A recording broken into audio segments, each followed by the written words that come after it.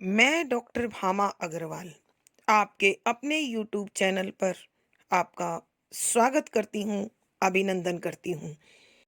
आइए प्यारे बच्चों, आज हम बिहारी जी का अध्ययन आरंभ करते हैं।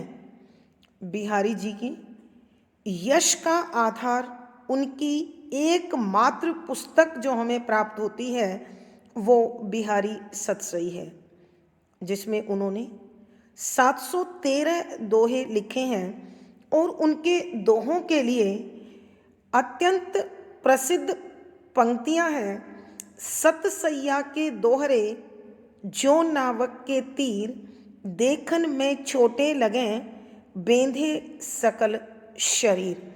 अर्थात ये दो पंक्ति वाले दोहे अपने आप में एक अद्भुत भाव सौंदर्य, कल्पना सौंदर्य, विषय सौंदर्य और शिल्प सौंदर्य समेटे हुए हैं। इन दोहों के अध्ययन से हमें यह भी जानकारी मिलती है कि बिहारी जी एक सामान्य व्यक्तित्व नहीं है। वो अनेक विधाओं का और अनेक विषयों का अत्यंत प्रबुद्धता से, अत्यंत बारीकी से ज्ञान रखते थे। इसलिए उनके दोहों में हमें भक्ति, नीति, नायिका भेद निरूपण, श्रृंगार के संयोग तथा वियोग पक्ष, प्रेम, सौंदर्य, विज्ञान, वास्तुशास्त्र, नक्षत्र ज्ञान, रंग योजना आदि न जाने कौन कौन से पहलू हैं जो हम इन दोहों में पढ़ते हैं, समझते हैं और अपने जीवन को एक अलग दिशा देते हैं। यहाँ कवि ने प्रभु के प्रति उल्हाना भी दिया है, अपना प्रेम भी जताया है और उन्होंने यह भी बताया है कि प्रभु, मुझ जैसे पापी से अब आपका पाला पड़ा है। जब मुझे मुक्त करके दिखाओगे तो जानूंगा। यानी कहीं कहीं वह उन्हें चुनौती देते हुए भी दिखाई देते हैं। साथ ही वो यह भी कहते हैं कि यदि कोई व्यक्ति इस संसार के गुणों को देखता नहीं है, समझता नहीं है, महसूस नहीं करता, तो इसका अभिप्राय यह कतई नहीं है कि संसार में गुण नहीं है। यह संसार अनेक गुणों से भरा हुआ है, अनेक योग्यताओं से भरा हुआ है, लेकिन मनुष्य उन गुणों को केवल इसलिए नहीं देख पाता क्योंकि वह उन्हें समझना चाहता नहीं है अथवा उसे समझ में आते नहीं हैं। ठीक उसी प्रकार जैसे हम इन आँखों से पूरे विश्व को देखते हैं, लेकिन एक आँख दूसरी आँख को नहीं देख सकती। नायिका भेद में उन्होंने शुक्ल अभिसारिका, कृष्ण अभिसारिका के साथ साथ नायिका के हर छोटे से छोटे तत्व को उन्होंने निरूपित किया है। बच्चों, आपको जानकारी होगी कि बिहारी जी महाराज जय सिंह के दरबार में रहने वाले एक कवि मात्र नहीं थे। उन्होंने एक विश्वसनीय सलाहकार, एक उत्तम पथ प्रदर्शक की भूमिका भी इन दोहों के माध्यम से आप पाएंगे कि वो निभा रहे हैं। तो हम यही कहेंगे, बिहारी जी के ये दोहे वास्तव में अपने अंदर बहुत कुछ समेटे हुए हैं। हम उनमें सृष्टि का लगभग या अधिकांश प्रकार का प्रयोग, भाव सौंदर्य, ज्ञान, विज्ञान आदि यहाँ देखेंगे, समझेंगे और हमें महसूस होगा कि वह एक ऐसे व्यक्तित्व हैं जिन्होंने अपनी लेखनी विविध विषयों पर चलाई और लगभग मानव जीवन के अधिकांश पहलुओं को उकेर कर मानव मात्र का पथ प्रदर्शन किया, उनके जीवन को आलोकित किया। आइए देखते हैं इन दोहों में कविवर क्या समझाना चाहते हैं। दोहा संख्या 28। अंग अंग नग जगमगत, दीप शिखासी देह, दिया बढ़ाए हूँ रहे, बड़ो उजार्यो गेह। प्रसंग। प्रस्तुत दोहा हमारी हिंदी की पाठ्य पुस्तक मध्यकालीन काव्य कुंज में संकलित रीति सिद्ध कवि बिहारी जी द्वारा रचित बिहारी सतसई के दोहों से लिया गया है। संदर्भ। इस दोहे में रीति सिद्ध कवि बिहारी जी बता रहे हैं कि नायिका की सखी दूती बनकर, संदेश वाहिका बनकर नायक के पास गई है और वह नायक के हृदय में नायिका के प्रति आकर्षण पैदा करने के लिए, खिंचाव पैदा करने के लिए, ध्यान आकर्षित करने के लिए नायिका के शरीर के विभिन्न भागों की सुंदरता का अत्यंत मनोरम चित्रण कर रही है। यहाँ इसी प्रकार के भावों को स्पष्ट करते हुए कविवर लिखते हैं कि व्याख्या। पहले शब्दों के अर्थ। अंग अंग शरीर का हर हिस्सा अथवा शरीर का हर अंग। नग नगीना हीरे ज्वारात आदि। जगमगत जगमगाते हैं, प्रकाशित होते हैं, आलोकित होते हैं, चमकते हैं। दीप शिखा दीपक की ऊपरी लो। सी के समान देह चमक। दिया दीपक बढ़ाए बुझाए रखता हूँ मैं, रहे रहता है, बड़ो अत्यधिक उजारों प्रकाश से भरा हुआ, गेह घर।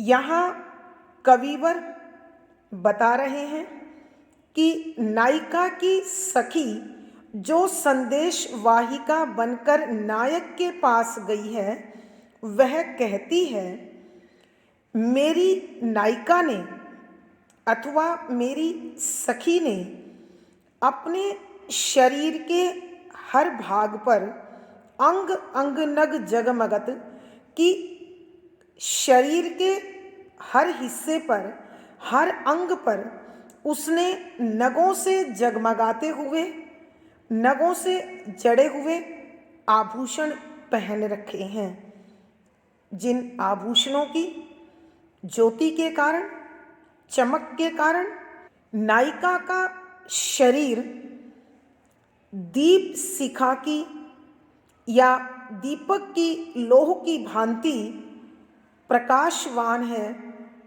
आलोकित है।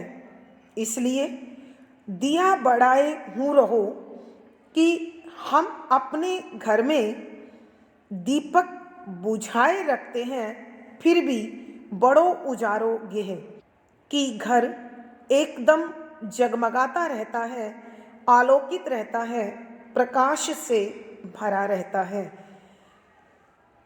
अर्थात नायिका के शरीर की चमक के कारण उसका घर भी हमेशा चमकता रहता है। एक बार फिर हम करते हैं। नायिका की सखी नायक से कहती है कि मेरी सखी ने अपने शरीर के हर अंग पर हीरे ज्वारात से जड़े, नगों से गुथे हुए अनेक आभूषण पहन रखे हैं और उन आभूषणों की चमक के साथ साथ नायिका का शरीर भी दीपक की लो की भांति प्रकाशवान, उज्जवल रहता है। यही कारण है कि हम दिया बढ़ाए हूँ रहे अपने घर में दीपक बुझाए रखते हैं, फिर भी बड़ो उजारो गेह कि हमारा घर एकदम प्रकाशवान, पूरी तरह से आलोकित, जगमगाता रहता है। भावार्थ। कवि के कहने का भाव यह है कि नायिका के शरीर की चमक अत्यधिक है। विशेष, यहाँ नायिका के शरीर की चमक का अतिशयोक्तिपूर्ण वर्णन किया गया है। शुद्ध साहित्यिक ब्रज भाषा का प्रयोग है। श्रृंगार रस माधुर्य गुण है। दोहा छंद गे शैली और संगीतात्मकता बनी हुई है। इस पद में अंग अंग पुनरुक्ति प्रकाश, अंग अंग नग पद मैत्री, दीप शिखासी उपमा, अनुप्रास, अतिशोक्ति आदि अलंकारों का अत्यंत सुंदर प्रयोग हुआ है। दोहा संख्या 29। छुटी ने शिशुता की झलक, झलक्यो जोबनु अंग, दीपहि देह दुहन मिली, दीप्ति ताफ्ता रंग। प्रसंग पूर्ववत। संदर्भ, यहाँ कविवर बता रहे हैं कि नायिका की सखी संदेश वाहिका बनकर नायक के पास गई है और नायिका के शरीर की सुंदरता का वर्णन उसके समक्ष करके उनमें नायिका के प्रति आकर्षण, लगाव, खिंचाव उत्पन्न करने की कोशिश कर रही है। इसी प्रकार के भावों को स्पष्ट करते हुए कविवर इस दोहे में लिखते हैं कि व्याख्या, शब्दों के अर्थ साथ साथ छुट्टी, समाप्त होना, खत्म हो जाना या पीछे रह जाना, न नहीं, शिशुता, बालपन, बचपन, की झलक झलक, झलक्यों दिखाई देने लग गया है, जोबनु यौवन, अंग शरीर के विभिन्न भागों पर, दीपहि दीपक की भांति, देह शरीर दुहन दोनों मिली मिलते हैं, दीप्ति चमक, ताफ्ता रंग। ताफ्ता एक विशेष प्रकार का वस्त्र होता है जिसमें दो रंगों की चमक एक साथ दिखाई देती है, जिसे हम आम बोलचाल की भाषा में धूप छाह का कपड़ा कहते हैं। नायिका की सखी जो संदेश वाहिका बनकर नायक अर्थात श्री कृष्ण के पास गई है, वह नायिका के विषय में बता रही है कि छुटी ने शिशुता की झलक, कि अभी नायिका के स्वभाव से, नायिका के शरीर से और नायिका की आदतों से बचपन छूटा नहीं है, यानी उसमें अभी बचपन की अबोधता है, भोलापन है, नादानी है। झलक्यो जोबनु अंग, और उसके शरीर के विभिन्न अंगों पर यौवन का असर दिखाई देने लग गया है। और बचपन और यौवन की इस वय संधि पर, इस अवस्था पर, उम्र के इस पड़ाव पर नायिका के शरीर की चमक बड़ी अनोखी हो गई है, अद्भुत हो गई है, अलौकिक हो गई है, जो ऐसा लगता है दीपहि देह दुह मिली, कि बचपन और यौवन दोनों के मिलन स्थल के कारण, दोनों के मिलन के प्रभाव के कारण नायिका के शरीर की चमक बड़ी अनोखी हो गई है। उसके शरीर की आभा, शरीर की ज्योति ताफ्ता अर्थात धूप छाह नामक रेशमी कपड़े की भांति दो प्रकार की चमक देने लग गया है। कहने का अभिप्राय यह है कि नायिका में कभी तो बचपन की अबोधता, नादानी, भोलापन झलकता है तो वो बालिका दिखाई देने लग जाती है, और कभी जब उसके शरीर के अंगों के उभार को दिखता है या दिखाई पड़ते हैं तो वह युवती, और युवती की चंचलता, चपलता उसके अंदर शामिल हो जाती है। एक बार फिर कर रहे हैं बच्चों। यहाँ नायिका की सखी नायक श्री कृष्ण के सामने नायिका की सुंदरता का वर्णन करते हुए कहती है कि नायिका के शरीर से अभी बचपन की झलक नहीं गई है, यानी उसके शरीर में बचपन झलकता हुआ दिखाई देता है और शरीर के कुछ भागों पर यौवन का असर प्रभाव उत्पन्न हो गया है।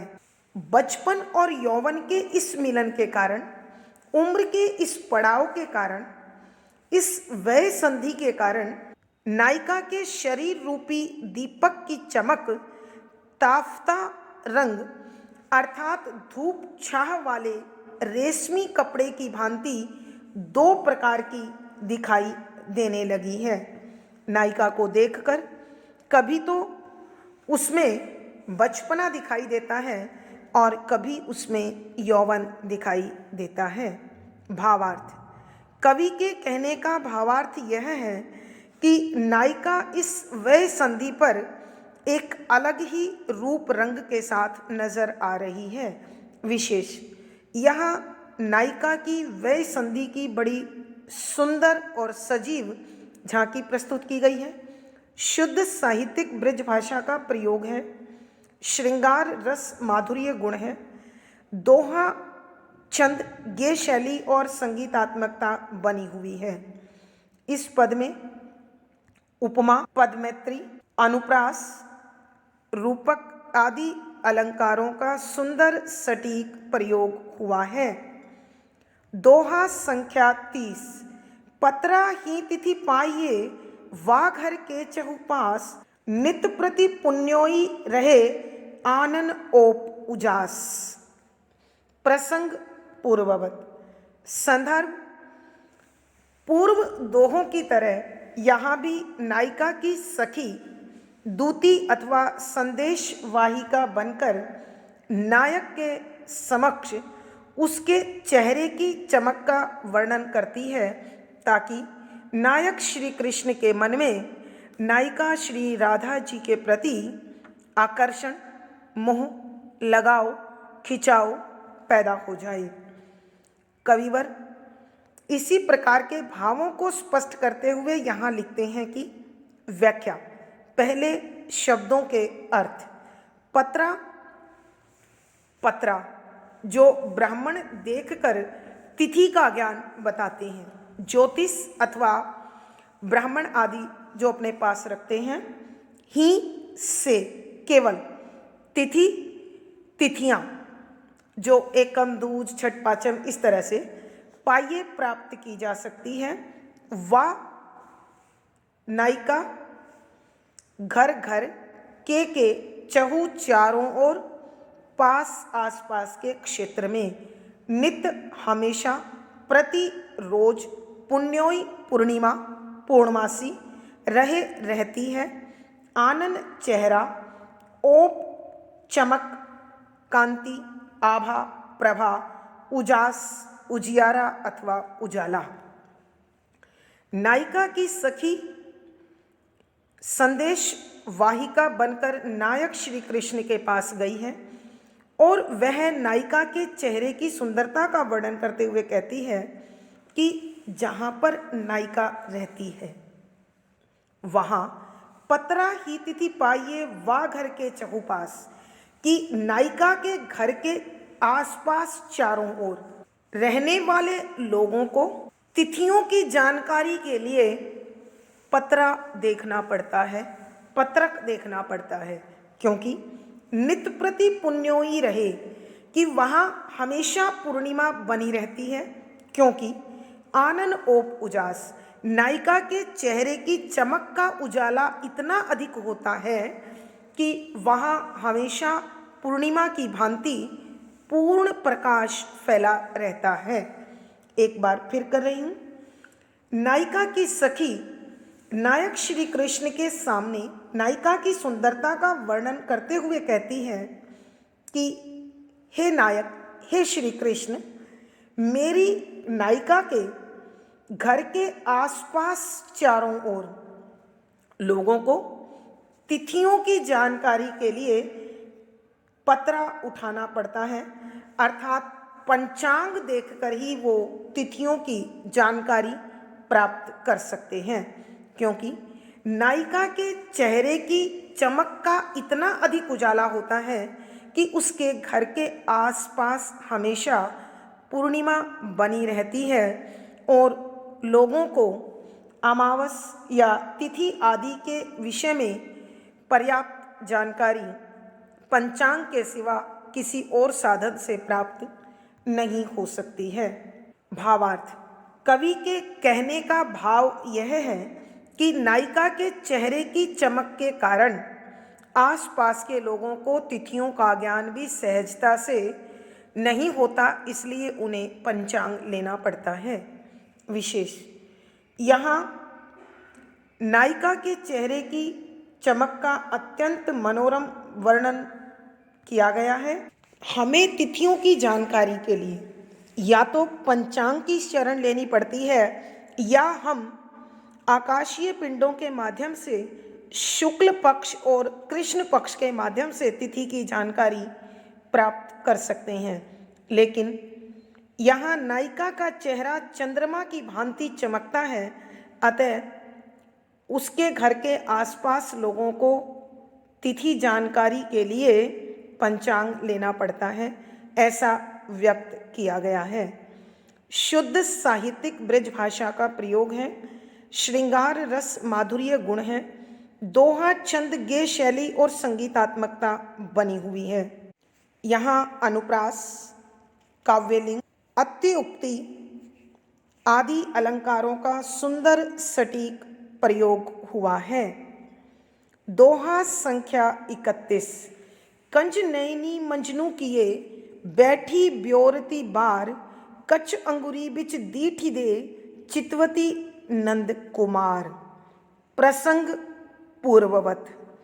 संदर्भ: यहाँ पर कवि बिहारी जी बता रहे हैं कि नायिका नायक के प्रेम से भरी हुई है, उसके हृदय में नायक के प्रति विशेष आकर्षण है, इसलिए वह अपने नायक को सबकी नज़रों से बचकर बालों की ओट से देख रही है। इसका जिक्र नायिका की एक सखी दूसरी सखी से कर रही है कि नायिका किस प्रकार अपने चातुर्य का प्रयोग कर नायक के दर्शन करती है। इसी प्रकार के भावों को स्पष्ट करते हुए कवि बिहारी जी लिखते हैं कि व्याख्या: पहले शब्दों के अर्थ। कंज नैनी, कंज माने कमल, नैनी माने आँखों वाली, मंजनू स्नान नहाना किए करके बैठी बैठी हुई है, ब्योरती सुलझा रही है बना रही है, बार बालों को केश को, कच बालों की लटों के बीच, अंगुरी अंगुली बीच बीच में, दिठी दे देखने लगती है, दृष्टि डालती है, चितवती देखती है नंद कुमार नंद बाबा के बेटे श्री कृष्ण को। यहाँ एक सखी अपनी सहेली को नायिका के कार्यों के चतुरता के विषय में, चातुर्य के विषय में बताते हुए कहती है कि देख, हमारी कमल नैनी नायिका, कमल जैसी सुंदर आँखों वाली वो नायिका स्नान करके बैठी हुई है। कंज नैनी मंजनू किए कि हमारी नायिका जो कमल जैसी आँखों वाली है वो स्नान करके बैठी हुई है, बैठी ब्योरती बार, और अपने बालों को सुखा रही है, सुलझा रही है। कच अंगुरी बिच दीठी दे कि वह बालों की लटों के बीच उंगलियां डालकर श्री कृष्ण की ओर देख रही है, या बालों में उंगली डालकर सुलझाने के बहाने श्री कृष्ण को देख रही है। अर्थात नायिका की सखी बता रही है कि किस प्रकार नायिका संसार की नज़रों से बचकर अपने नायक को देखने की कोशिश कर रही है। एक बार फिर हम इस दोहे की व्याख्या करते हैं। नायिका की एक सखी नायिका के प्रेम व्यवहार का वर्णन अपनी सखी से करती हुई कहती है कि हे सखी देख, हमारी कमल नयनी नायिका स्नान करके बैठी है और अपने बालों को सुलझाते हुए सुखा रही है, और कभी कभी इन बालों के लटके बीच उंगली डालकर इन्हें सुलझाने के बहाने नंद बाबा के बेटे श्री कृष्ण को सबकी नजरें बचाकर देख रही है। अर्थात नायिका बड़ी चतुरता से अपने नायक श्री कृष्ण को निहार रही है। भावार्थ: कवि के कहने का भाव यह है कि अनुरागिनी नायिका अपने अनुराग को, अपने प्रेम को संसार की नज़रों से बचाना भी चाहती है और मन बहलाना भी चाहती है। विशेष यहाँ नायिका की चतुरता का अत्यंत सुंदर वर्णन किया गया है। शुद्ध साहित्यिक ब्रज भाषा का प्रयोग है, श्रृंगार रस माधुर्य गुण है, दोहा शैली है, चित्रात्मक शैली का प्रयोग हुआ है, ये शैली और संगीतात्मकता है। इस पद में रूपक, अनुप्रास, पर्यायोक्ति आदि अलंकारों का सुंदर सटीक प्रयोग हुआ है। आज की कक्षा में बस इतना ही। अगली कक्षा में फिर मुलाकात होगी। पिछली वीडियो का लिंक आपको यहाँ पर मिल जाएगा। आशा है पढ़ा गया विषय आपको समझ में आ गया होगा। वीडियो को लाइक करें, शेयर करें और चैनल सब्सक्राइब करें। आपका दिन और जीवन मंगलमय हो, इसी शुभकामना के साथ आभार, धन्यवाद।